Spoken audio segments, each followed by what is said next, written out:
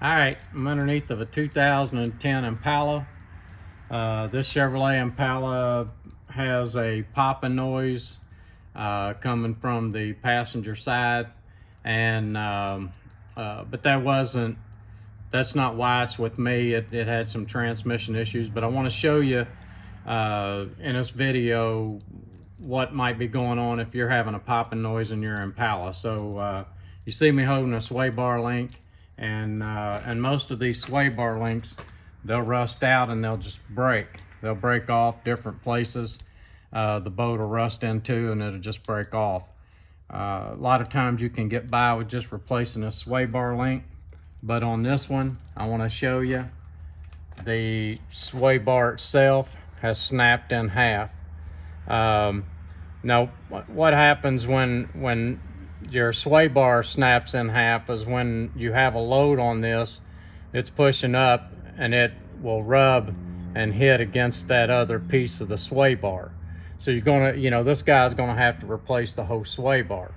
But and he'll probably have to replace these links. I'm pretty sure when he starts taking apart, they'll snap. They're usually rusted inside of here, and that's what causes them to break and have problems. But I've seen these before where the bottom would break off or the top would break off, and you would still be connected. Half of it would be connected, and those are really loud because they will bump up against each other all the time as you're riding down the road. And and you might notice when a sway bar breaks like this is your handling in the curve is not what it used to be.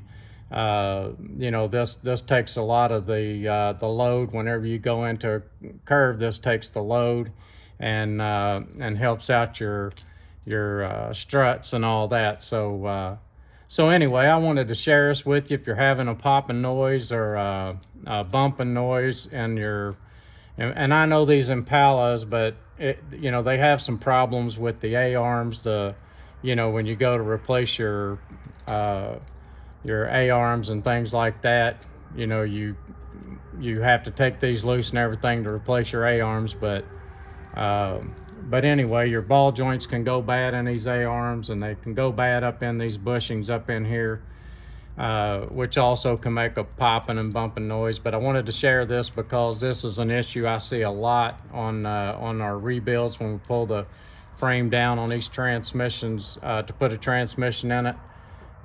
We'll see this broke or see the boat broke, and we always have new bushings on hand here to just stick them in there if we need to, these sway bar links. So I want you to look at this. This is the way this stacks up.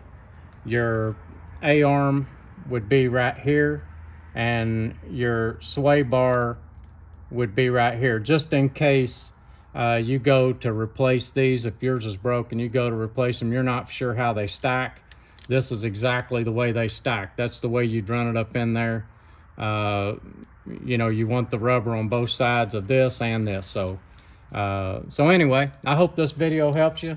Please subscribe.